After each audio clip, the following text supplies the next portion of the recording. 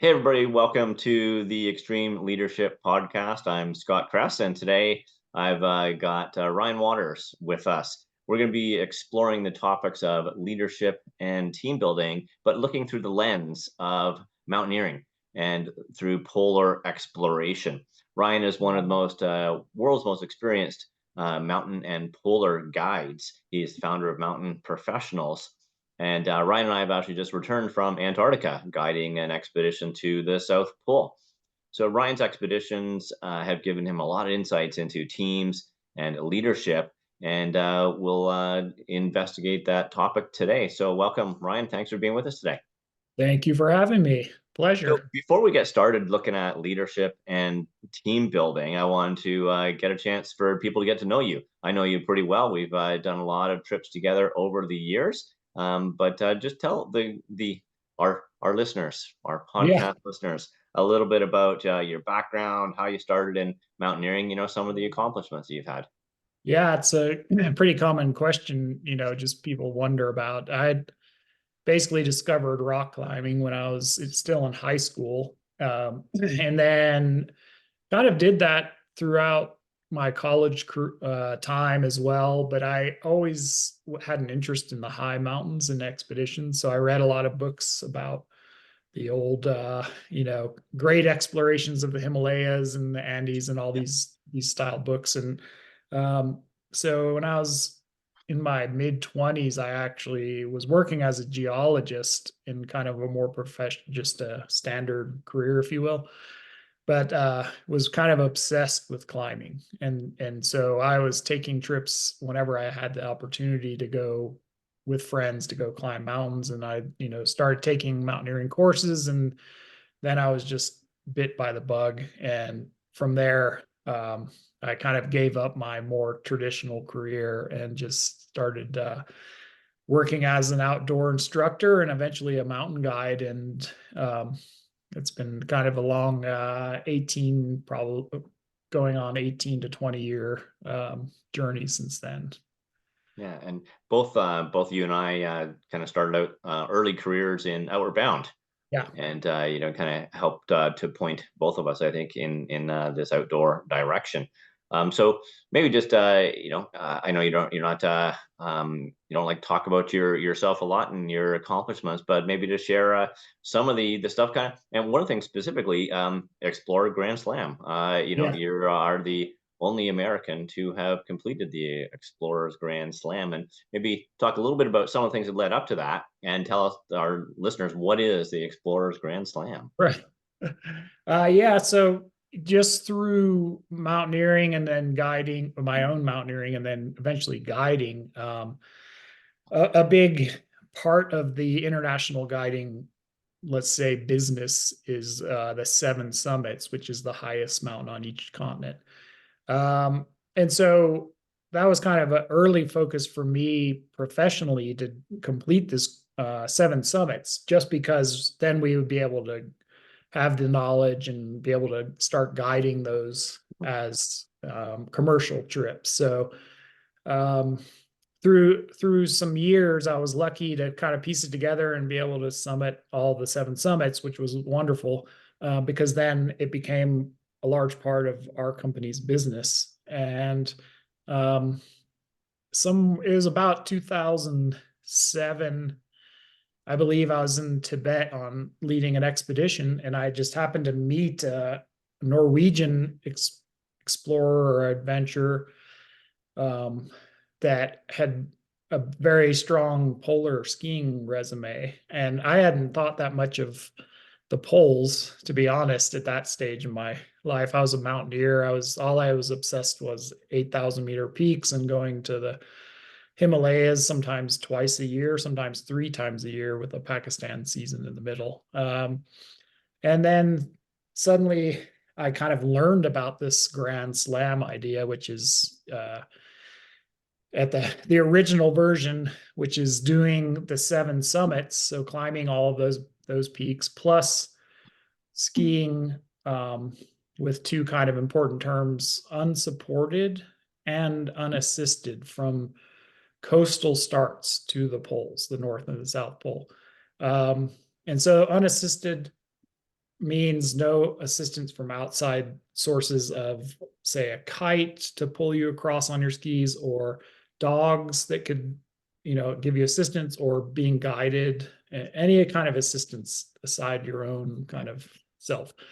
And the unsupported version, or unsupported tagline, just means doing that trip without resupplies or any support from outside sources to kind of lighten that load on those ski trips. And so, yeah, I was, fortunate to then get into this polar world, and be very fortunate of the people that I kind of made those acquaintances with, and then eventually did expeditions with to the poles. And I was able to ski.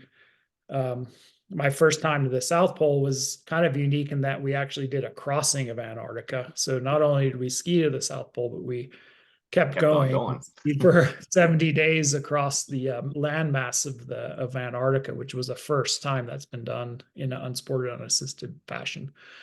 Um, and then I was able to, at that stage, I had done 8 of those trips, and all I had left was a North Pole unsupported trip from the coast. And so I was lucky enough in 2014 to um, go with one of my buddies, and we did an expedition, and actually did the last trip that it's been, last time anyone has skied from a coast to the North Pole was our trip back in 2014. So it just allowed me to become the first American in a real small list of people in the world, which I think is only 12 people still, to do that Grand Slam in that fashion. And Yeah. so that's just a cool little, or I shouldn't say little, but a big Yeah. project that I've was able to accomplish. Yeah. Yeah. Well, that's amazing. Yeah. Because not many people have done it. And in the true Explorers Grand Slam fashion, going from coastal, it may never be done again. It's just becoming, certainly from the North Pole, is looking like it may not be possible to do that trip again unless somebody gets really lucky and very determined, I guess. Yeah, yeah. And a large part of that's because of the logistical Yeah. challenges, the melting Yeah. ice pack, and so it's kind of a complicated topic, but Yeah. definitely it's possible that no one does it. Yeah. But again, yeah, never say never. Yeah. Someone may That figure it out. that topic could be an entire podcast in itself, right? Right. Yeah. So you've mentioned mountain professionals a few times, but maybe just quickly tell us a little bit more about mountain professionals, what you do, and what are some trips that people could join you on?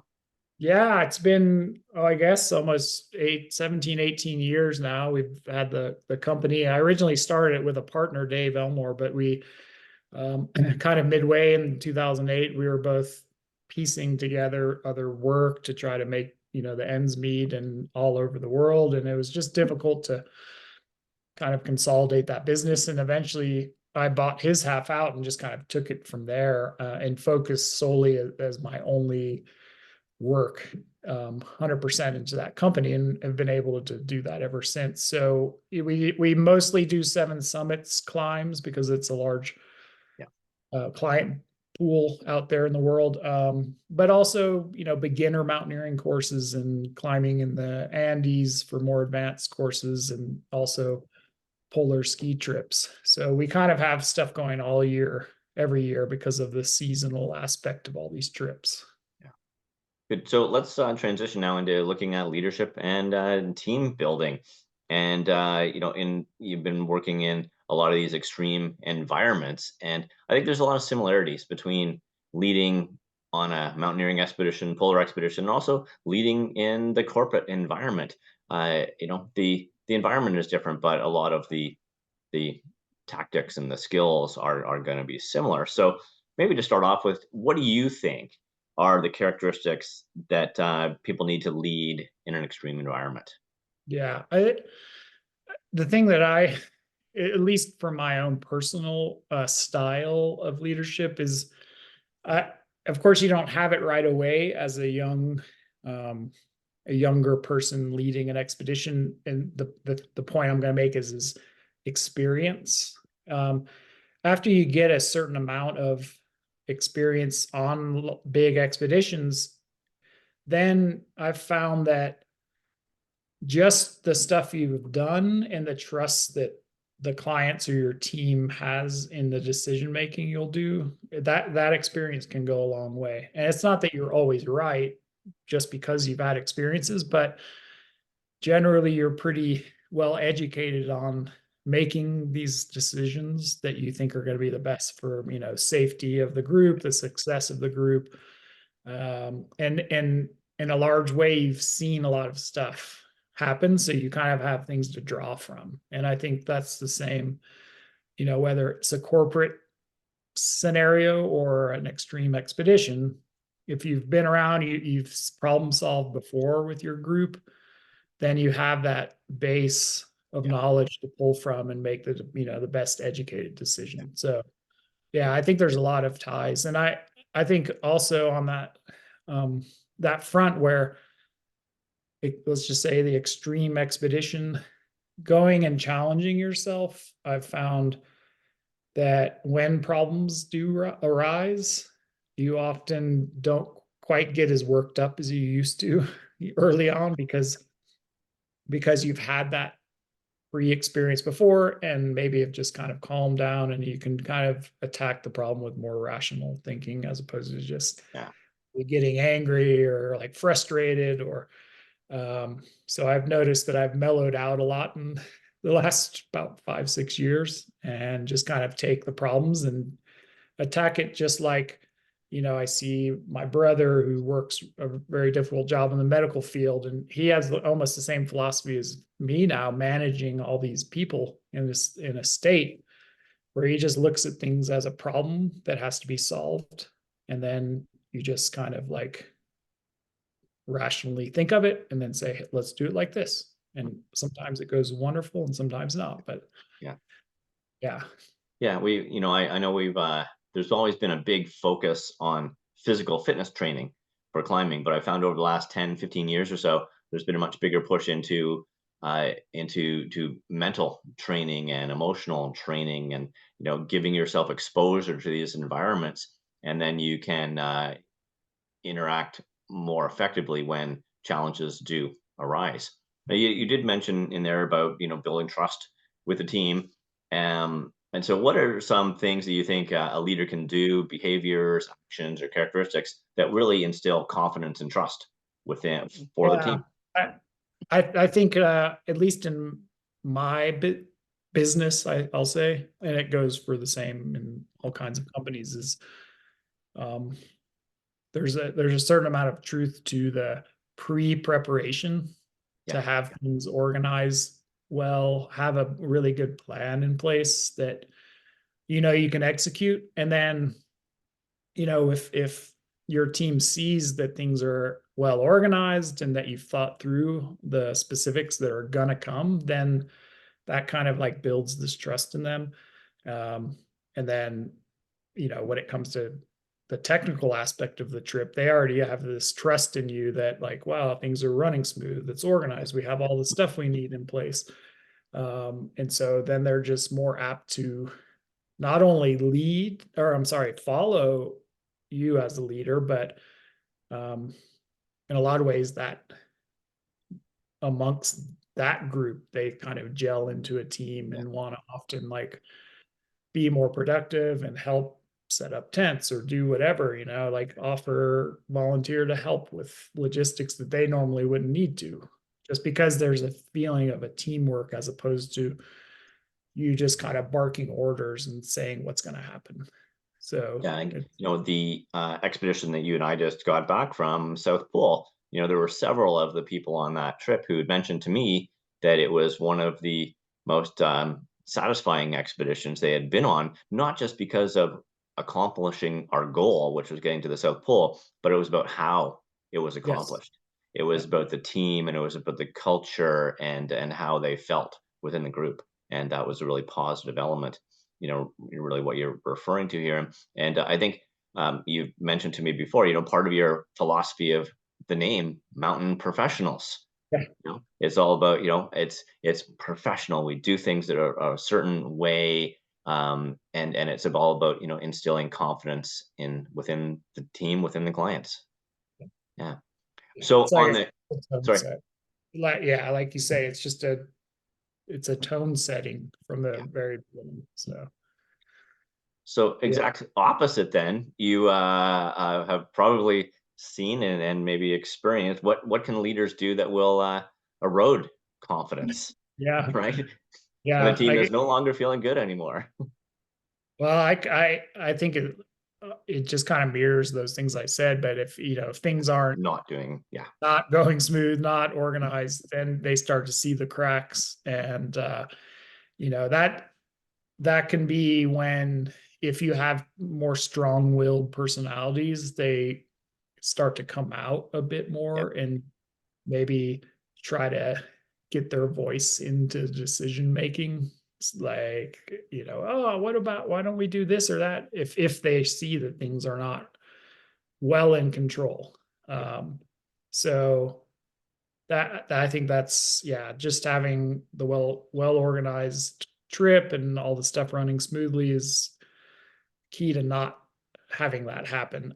Sometimes you will have a personality that's so overwhelmingly strong, and they're gonna be not necessarily like an issue or but sometimes a challenge, right, for a leader or even the group to operate with. And so I think, you mentioned that we both started in outdoor education. I've always said that I'm really happy that first began as a outdoor educator and then became a guide, where I was fortunate to be able to learn from experienced people as a young assistant instructor, all these soft skills of just like working with groups, different personality types, different age groups, even, all those kind of things. You get a lot of experience. And so that's huge when you go into guiding, where typically guiding in some scenarios is a little more like matter of fact. It's a little more technical, like, hey guys, we're going to do this and we're going to go climb this. Be safe and don't worry about it. And let's go down and have a celebration at the end. But you may not have to do a lot of interpersonal stuff. But on longer expeditions, it's inevitable that you have to have these soft skills, because some things will come up. Someone will have hard days, get sick, have things go on at home that they need to talk to someone about. So having, I always kind of like to say, sometimes you're like a psychiatrist, sometimes you're a medical person, sometimes you're a climbing guide. Yeah, you kind of wear different hats throughout the whole trip. And so you have to be able to shift gears pretty quick. Your traditional mountain guide training is mostly focused on technical. It doesn't get into the soft skills so much. So having that beginning in the outdoor education field, I think, yeah, it was certainly a bonus in there. And I think also a big part of what I've seen with you in your leadership style is also just energy, right? Mm. Your clients pick up on the energy, and I found that when you have a leader that's very high strung and frantic and running around and very high emotion, very low emotion, then the group picks up on that, and you start to see that percolate within the group as well. And when you're more even toned, don't get super excited, don't get super down, then it just tends to be a much smoother team Yeah. environment. Um, so building on that, right, as a leader, you have to take this group of strangers in many cases and build them into a team in a very short period of time. And so you need to first have an idea of what is it that you want to create. So how do you define a high performance team for one of your expeditions? I think just being able to, I mean, it's easy to say work together, but I think more along the lines of, the thing that always makes me happy is when, if you see someone in the team having a hard, whether it be day or just doing some activity, when one of the other team members that's feeling good or feeling strong or knowledgeable about what's the problem goes and does it with them or helps them or Yeah. assists, and they don't even need to look to the expedition leader or the guide or whoever. And then you start to see this team actually working as a little team. And then as the overall leader, you're just doing the big picture stuff, directing like, hey, let's go do this next thing. And then that group can just go function on their own in a sense and only come to you for specific answers, or questions. And so,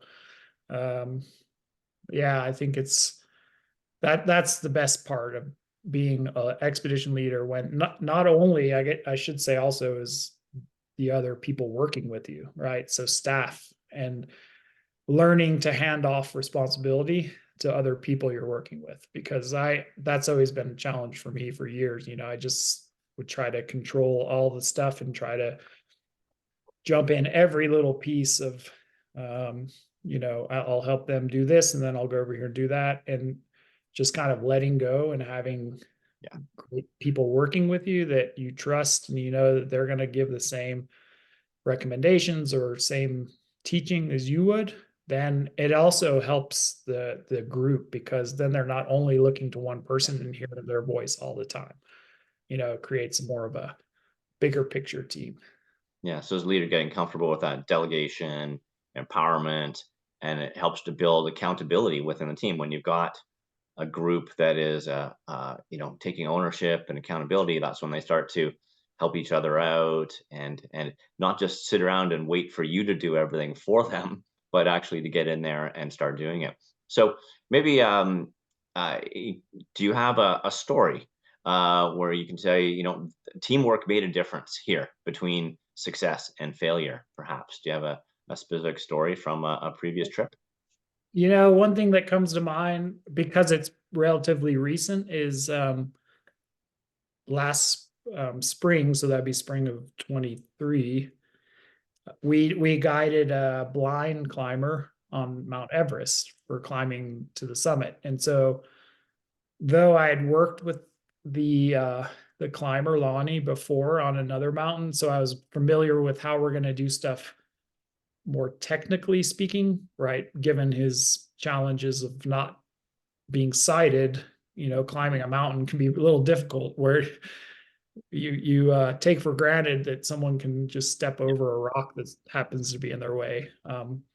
So I already had a good feeling of how that was going to go, but the length and the more complexity of climbing Everest with a blind person, I knew going into that it was going to be critical to have a good team.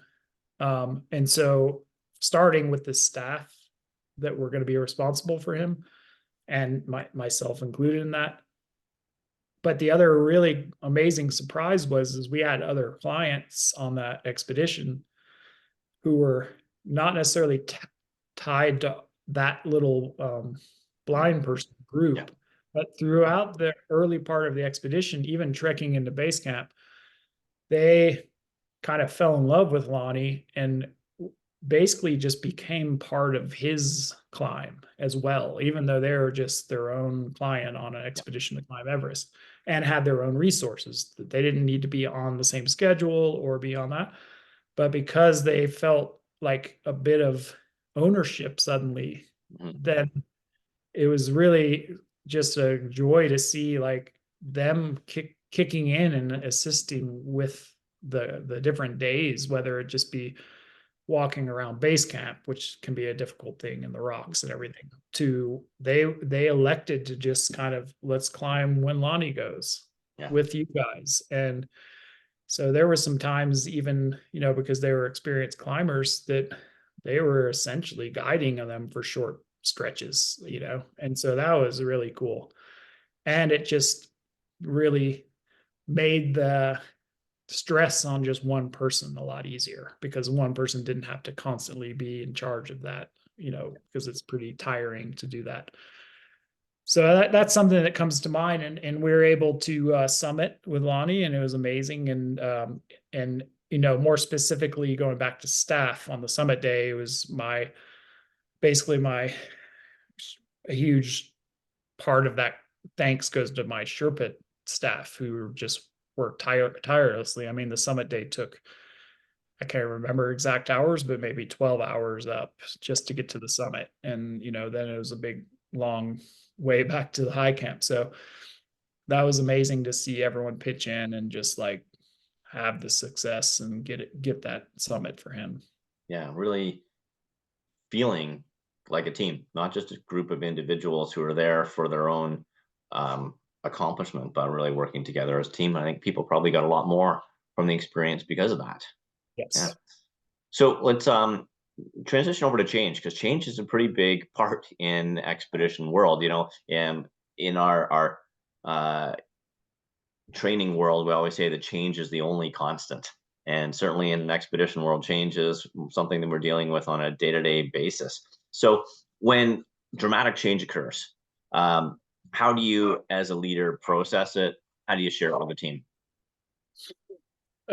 Yeah. Well, definitely big picture, there's a lot of change going on in expedition worlds just by the amount of people that are getting interested in doing these adventures and the um, different kinds of people that are going on the trips and the amount of logistics that's expected on trips. And so that's like from a big picture expedition company standpoint, you have to be thinking in not only the next year, but Yeah. where are trends going? What are people going to be expecting or needing or wanting? Is there different safety protocols that are going to be in effect in different spots? So you're always kind of living in the future, being an expedition leader. Um, and one scenario that comes to mind of like shifting gears rather rapidly is in 2007, I believe I was leading a climb on a mountain in Pakistan called Gasherbrum 2. It's an 8,000-meter peak. And, we'd been on the expedition a long time. There was really terrible weather that season. And just fast forwarding above all the other stuff, me and some of my group had just got to the Camp 2 location, and a group that was pushing a little too aggressively, I think, was ahead of us trying to climb that day to a higher camp just after a lot of snowfall, and they triggered an avalanche, and um, many many of that group got seriously injured and even died in this avalanche. And so right away, that mindset turn from work climbing and potentially going to try the summit in a couple days to this just turned into all hands on deck, not only our group but all these other people that were at the same camp to like rescue people and keep people alive and coordinate with the Pakistani government to get helicopters and try, so it was like an instant change where there was no longer a climb of the mountain. It was being a member of this rescue team that lasted for 2 days. Not just the guides, but also people that were there, just climbing and paying commercial operators to be there. So that that was amazing to see that everyone pitched in together and put their specific skill set in where it could work well. Some the mountain guides that happen to be there doing technical stuff like lowering people that were injured down and setting up systems and maybe paying clients doing other stuff like carrying backpacks or extra oxygen bottles or painting a big circle for the helicopter on the snow with drink mix. Everyone was pitching in, and so it really was a cool thing to see. So that's an interesting pivot in Yeah. an instant to a whole expedition. And that kind of, I think, leads us into the next topic I wanted to look into is resiliency. You get these unexpected things popping up all the time on these extreme expeditions. You encounter setbacks all the time, and yet you have to continue to move forward and to continue to perform at a high level. So, as a leader, how do you help individual teams, team members, and teams to be resilient? What does it take to be resilient in this environment? Well, I think one of the biggest things that helps people be resilient is having experience in this environment. Um, so, going back to more short term, I'd say little things like, if let's just put it as an Everest expedition. It's easy if the weather's bad to just kind of hang out and sit in the tent at base camp and relax.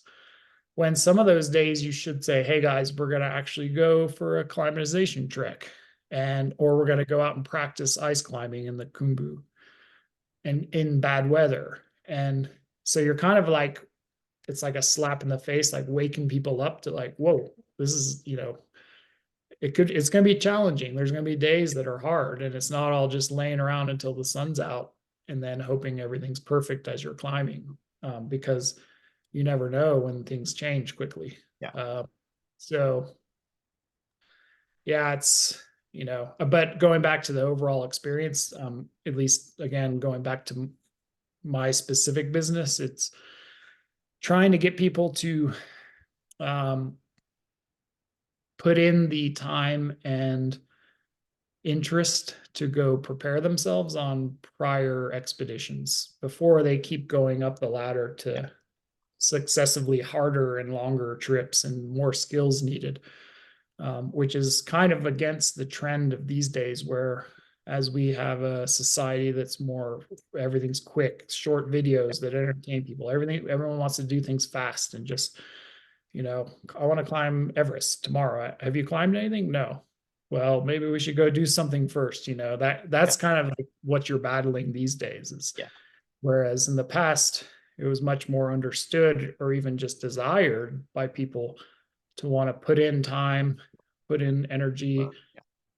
take the years to do mountains, gain that resiliency in hard positions on other peaks, so that when you're faced with it, on an 8,000 meter mountain, then you have something to draw from Yeah. and to you know that you're going to be okay. Yeah.